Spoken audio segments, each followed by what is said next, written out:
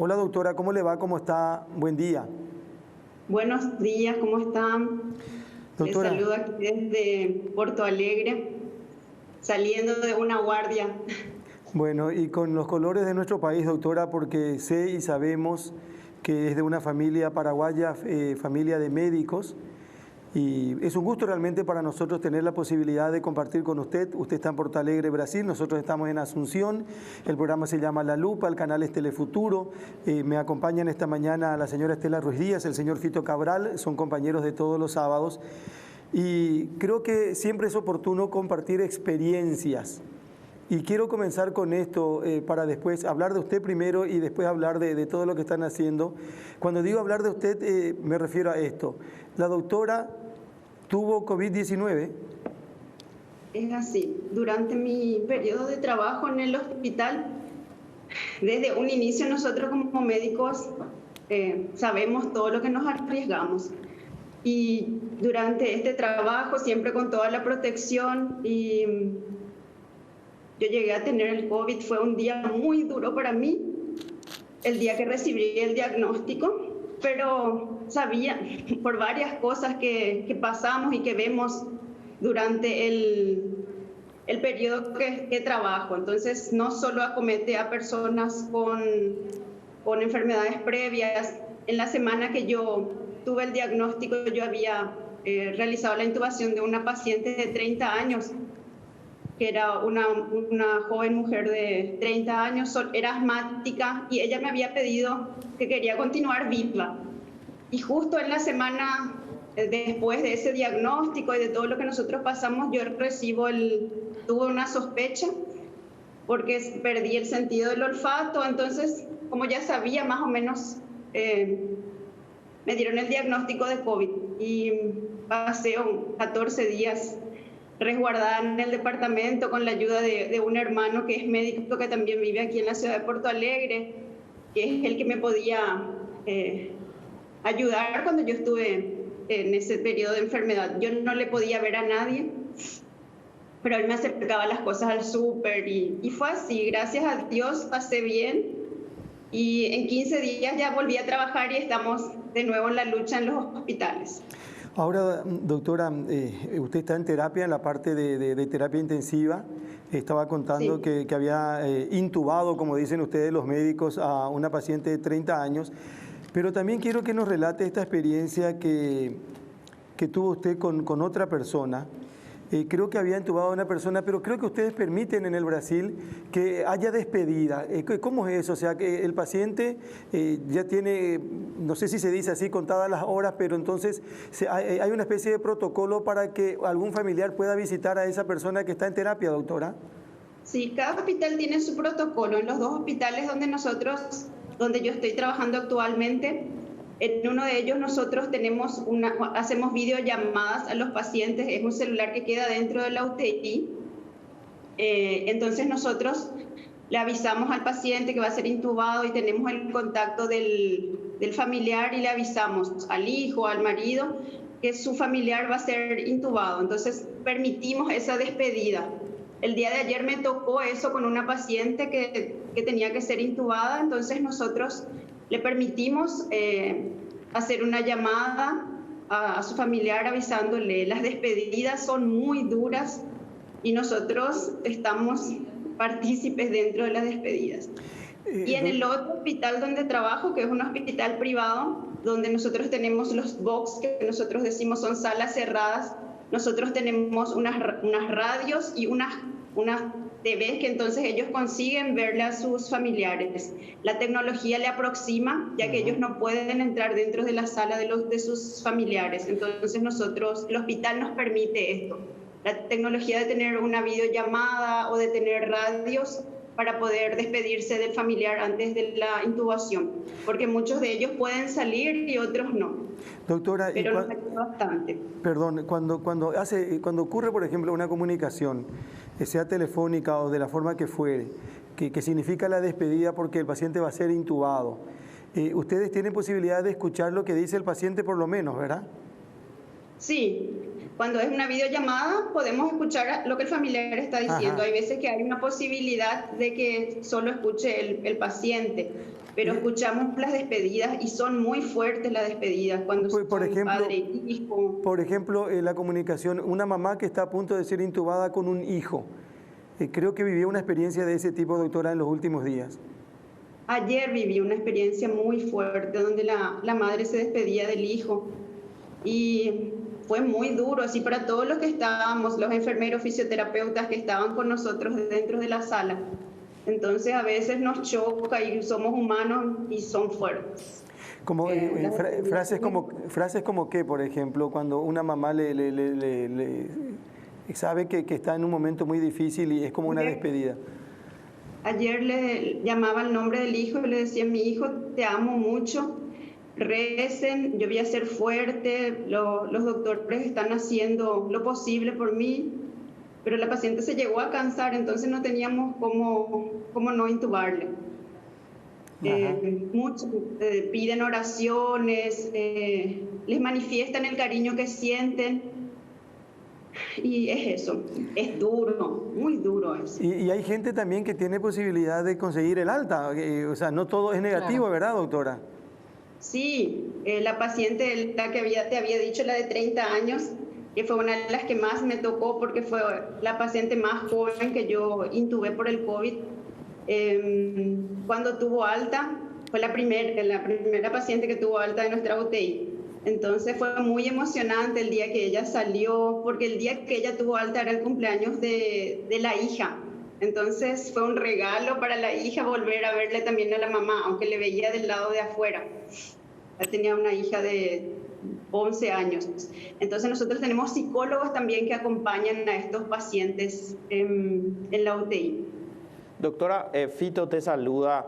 Nosotros tenemos una realidad diferente en todo sentido de población, de situación de la ciudadanía ante el COVID. ¿Cómo viven ustedes la contradicción que se da a nivel de las máximas autoridades en términos de comunicación respecto al COVID? ¿Cómo les afecta a ustedes cuando llegan los pacientes a terapia, digamos, cuando el presidente del Brasil habla de que eres una gripeciña y anda sin tapabocas y ese tipo de cuestiones? No le pido que hable del presidente propiamente, pero ¿cómo les afecta a ustedes las contradicciones que se dan a nivel político con el tema sanitario? El Brasil, como ustedes saben, tiene estados autónomos, entonces cada estado tiene la autonomía también. Yo no sé si ustedes saben que cuando hubo el cierre, o sea, la cuarentena, el estado donde yo vivo, en Río Grande do Sul, fue uno de los primeros estados en Brasil que hicimos la cuarentena. Entonces nosotros tenemos la autonomía, nosotros podemos responder a los gobernadores. Claro que el presidente siempre es el poder máximo, pero Brasil es diferente a Paraguay en eso de autonomía, porque la gobernación del estado pidió que en el mes de marzo, que fueron a partir del día 20 de marzo, en el estado de Río Grande do Sul nosotros ya cerramos. Entonces es uno de los estados que, si ustedes ven, tuvo el pico 3 meses después. Nosotros empezamos el pico de pacientes a partir del mes de mayo aproximadamente. En el mes de marzo y abril, como ellos fueron planificando, el Estado, el prefeito de Porto Alegre, ellos planificaron las fases para que nosotros podamos pasar.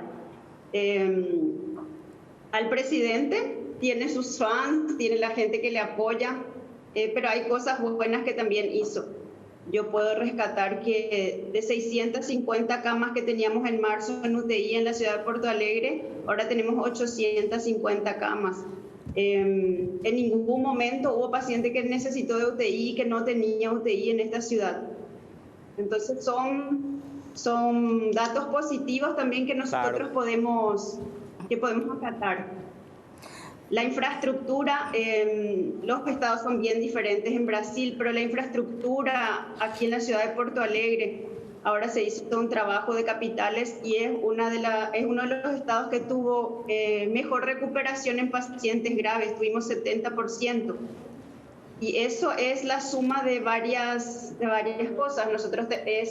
El estado tiene 600 terapistas adultos, que estamos inscritos en una asociación que es la Asociación de Medicina Intensiva Brasilera. Entonces somos 600 especialistas.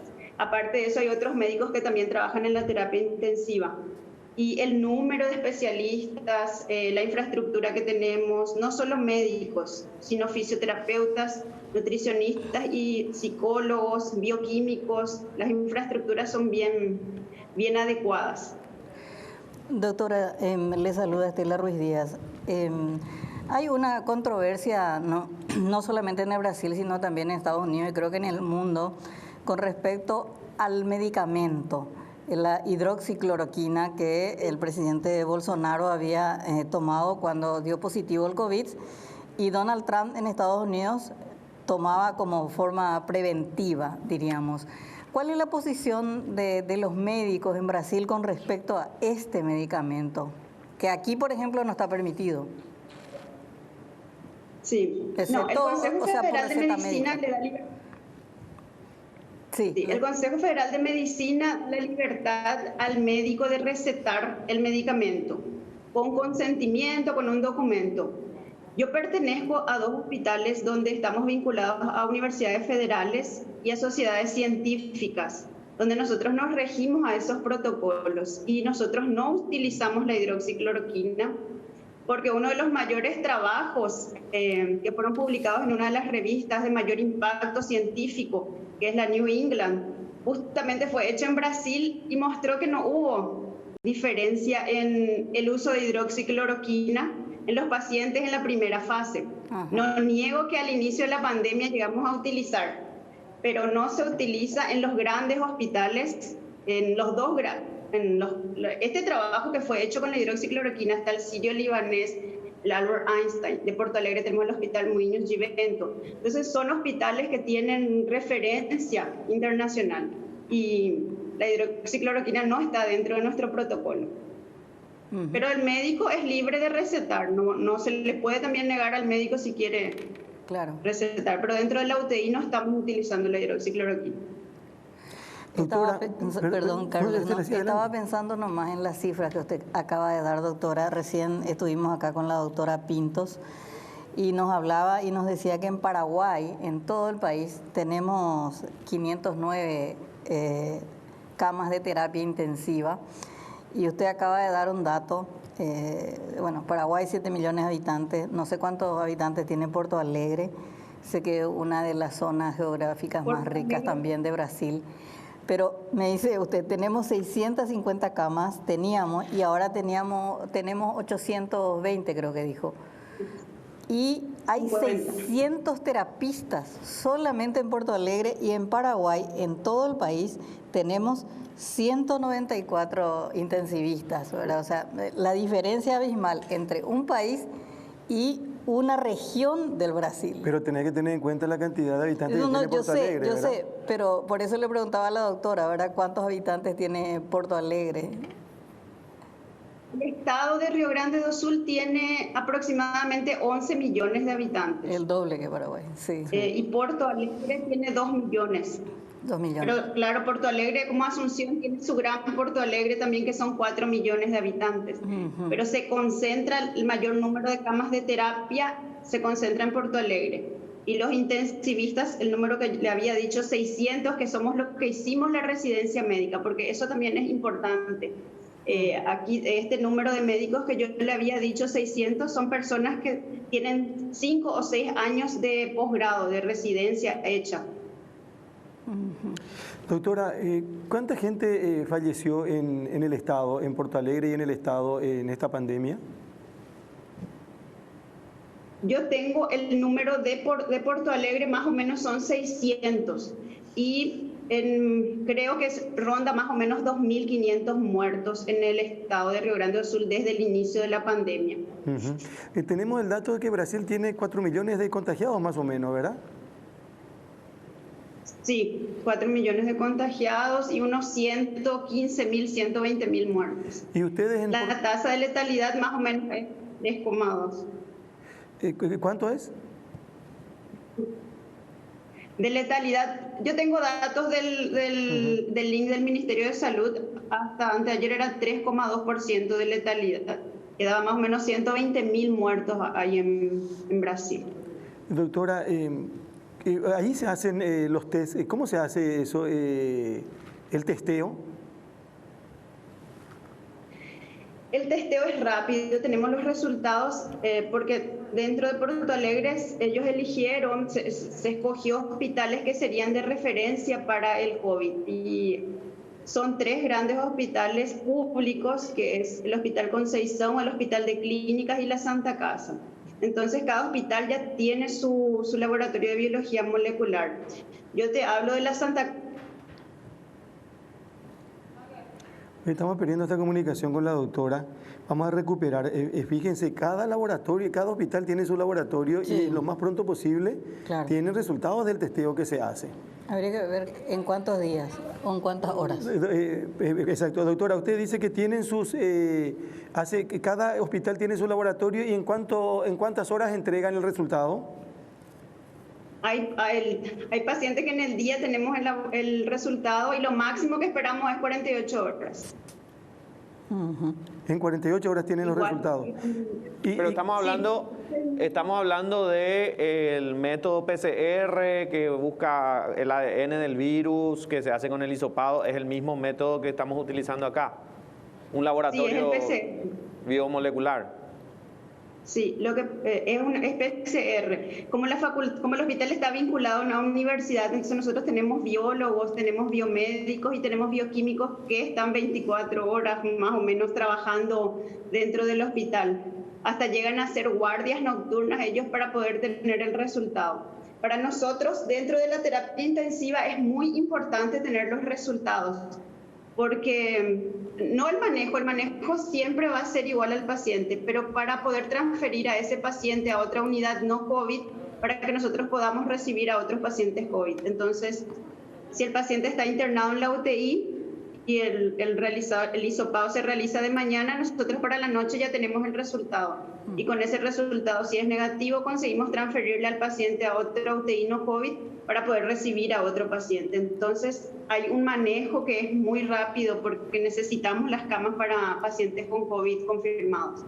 Y en algún momento llegaron a tener problemas de insumos con el tema de los hisopados. ¿Y qué nivel de importancia tiene el test dentro de todo lo que sea la detección, el tratamiento? Es muy importante el resultado, ¿no? Hasta el momento, desde marzo que yo estoy aquí, no tuvimos en ningún momento pedidos, así no tenemos el hisopado. Todos los días que fueron solicitados, en ningún momento dentro de la terapia nunca nos faltó ningún insumo. Las infraestructuras que tenemos, diálisis, porque estos pacientes necesitan de diálisis. Ellos son unos pacientes graves, que a veces la presión es muy baja y con una diálisis que nosotros decimos convencional, ellos no consiguen mantener la presión. Entonces aquí nosotros tenemos una infraestructura de realizar diálisis continua, que se utiliza otro tipo de diálisis durante 24 horas y mantiene a los pacientes más estables. Y también tenemos un aparato que se llama ECMO, que es un aparato tipo un pulmón artificial. Dentro de los hospitales públicos también existe esto, entonces ayuda a la oxigenación de estos pacientes, ya que estos pacientes tienen la oxigenación muy baja, que nosotros le llamamos de hipoxemia. Pero en ningún momento desde marzo no tuvimos problema de falta de infraestructura. En un momento sí nos avisaron que los sedativos que utilizamos podía disminuir por la fabricación del midazolam, del fentanil, propofol, pero también nosotros tenemos otros tipos de sedativos que podemos utilizar en cuanto esperamos la fabricación. Nos avisaron que podía pasar, pero no llegó a pasar. Doctora, ¿cuál es la estrategia ahí? Ya que nos dijo que las políticas sanitarias son estaduales, ¿cuál es la política ahí de cara a la población para contener esta pandemia? ¿Qué es lo que ustedes más enseñan? Aquí nos dicen que nos quedemos en las casas. Hay una cuarentena social porque, bueno, ya la economía no permitió más la cuarentena total. Y bueno, tenemos muchos casos en este momento estamos en un pico muy preocupante, nos dicen que se vienen las 2 semanas peores, tenemos prácticamente 8 muertos por día, que es una tasa alta en Paraguay. ¿Y cuál es la estrategia más exitosa que ustedes tuvieron para confrontar esta pandemia? Al inicio de la pandemia también se nos pidió quedarte en casa, que fue todo el mes de marzo y abril. Pero como te comenté, yo pienso que fue para preparar al sistema de salud, y eso que ya teníamos un sistema de salud con una buena infraestructura. Pero con esos 2 meses que se consiguió cerrar, ellos planificaron fases que nosotros llamamos de banderas. Entonces, cuando había la bandera amarilla, naranja y roja, en la bandera roja solo podía estar abiertos las farmacias, los supermercados y hospitales. Llegó a quedarse en bandera roja durante 2 semanas Porto Alegre en este periodo de junio, pero ellos fueron abriendo y planificando qué estaría abierto. No sé si ustedes saben que Río Grande do Sul es un estado de muchos inmigrantes europeos. Sí. Entonces ellos tienen un nivel cultural un poco más alto del resto del Brasil, de toda la zona sur, Santa Catarina, Paraná y Río Grande do Sul. Y la gente acató muy bien, se usaron tapabocas, el distanciamiento, teníamos siempre instando a la población del lavado de manos. Y una cosa que me pareció muy interesante, que en las plazas había policías que te pedían, no te multaban, pero te pedían que uses el tapabocas. Entonces la gente funcionó. No le voy a decir que el virus no llegó, claro que llegó, pero prepararon muy bien la infraestructura de hospitales, de grandes hospitales. Doctora, hoy en este momento en Porto Alegre, en el estado de Mato Grosso do Sul, ¿cuál es la situación? ¿Ustedes tienen controlada la situación? ¿Se puede usar ese término o cuál es el panorama?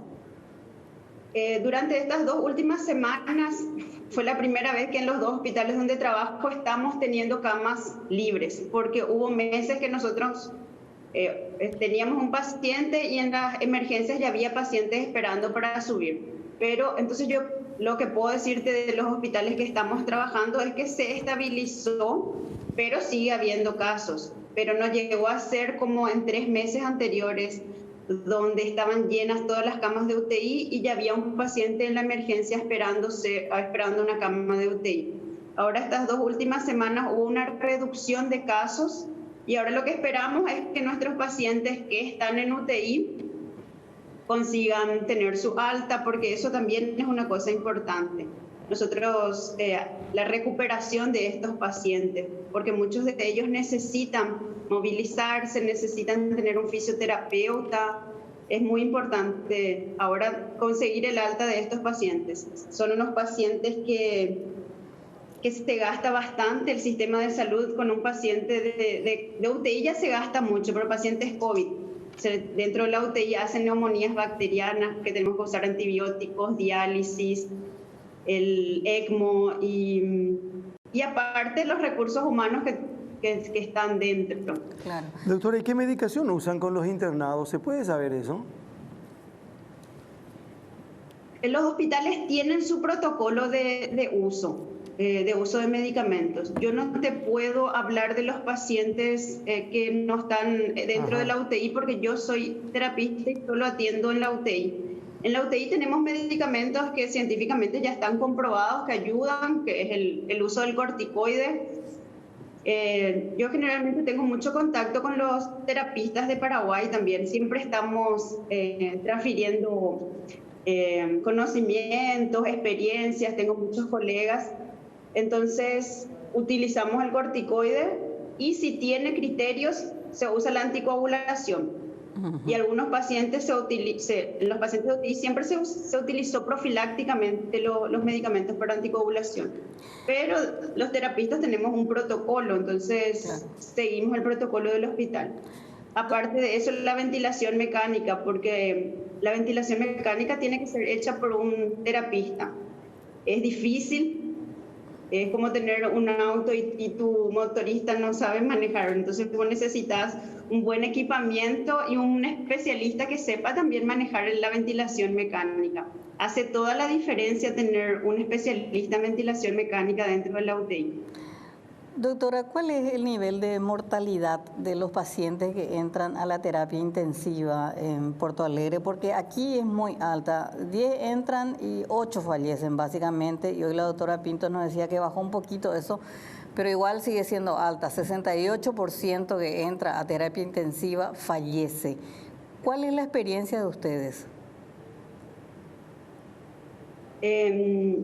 La semana pasada se hizo un trabajo que mostraba que nuestros pacientes graves de la ciudad de Porto Alegre tuvieron 70% de recuperación, entonces nuestros números son más bajos, pero no existe un secreto, así te voy a decir fuerte, porque usaron tal medicamento. Eso es, como les había dicho, la suma de varias cosas. En la infraestructura que tenemos en la ciudad, de los hospitales, son los recursos humanos, son los médicos, fisioterapeutas, un equipo multidisciplinario que está al frente. Entonces, un sistema de control de infección, infectólogos.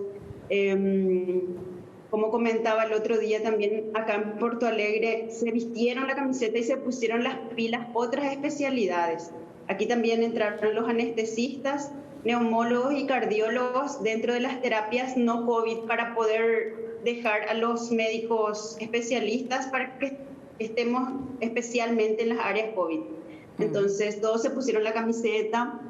Es un trabajo arduo, pero los recursos humanos hacen mucha diferencia. El número de especialistas que hay hizo la diferencia también. Entonces, yo pienso que no puedo darte ahora números de mortalidad total porque no tenemos. Acá, doctora, lo que nos dicen es por qué esta cifra. Porque, bueno, usted es paraguaya y los paraguayos tenemos muchísimas enfermedades de base, diabetes, hipertensión, problemas cardiovasculares. Obesidad. Entonces, claro, el COVID lo que hace, lo que genera una falla multiorgánica, diríamos, y claro, uno llega con un cuerpo enfermo, por llamarlo de alguna manera, y no hay UTI que aguante, diríamos, ese cuerpo enfermo que llega. O sea, la salud del paciente es muy importante. Sí, la salud, la nutrición, porque nuestros pacientes, la mayoría de los pacientes más graves que nosotros vimos fueron del sexo masculino, los obesos e hipertensos. Y hay que cuidar mucho porque en este periodo las personas se quedan muy encerradas, se alimentan mal. Eso hace mucha diferencia en la nutrición del paciente, exponerse al sol donde uno adquiere la vitamina D, realizar ejercicios si uno tiene un patio dentro de la casa, o también ahora tenemos muchas plataformas online para poder realizar ejercicio. Entonces, que esta cuarentena no nos haga que nosotros seamos sedentarios, porque eso hace mucha diferencia en los pacientes que nos llegan acá en Porto Alegre. Doctora. Y como le había dicho, la obesidad, la hipertensión es muy alta. Doctora, para que no todo sea cuestión médica y de trabajo, acá escriben de presidente Franco, están muy orgullosos de vos y de toda tu familia, a quienes consideran pioneros de la medicina en Alto Paraná, y te mandan muchísimos saludos desde presidente Franco. Muchísimas gracias. Yo soy nacida en Asunción, pero vivimos en Alto Paraná. Mi padre fue hace aproximadamente 40 años el que aparece ahí, entonces somos una familia de médicos.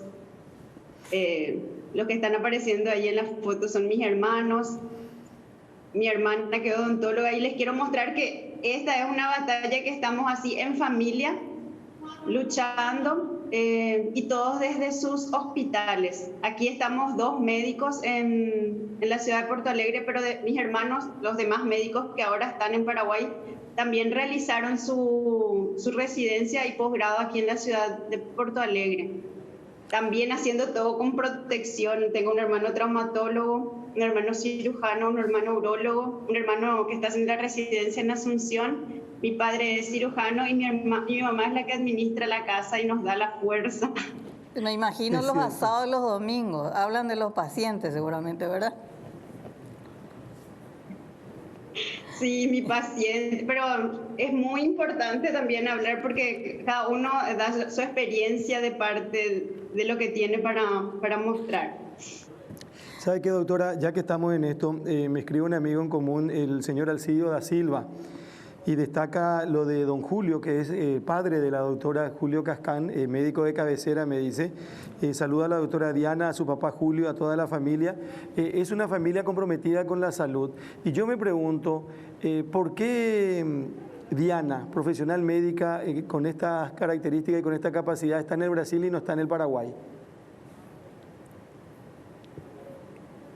Yo realicé mis estudios universitarios aquí en el Brasil, pero tuve la oportunidad de trabajar en Ciudad del Este, estuve en el hospital regional, hice mi residencia en clínica médica durante el periodo de 3-4 años, también en Presidente Franco y en un sanatorio internacional que es un sanatorio privado.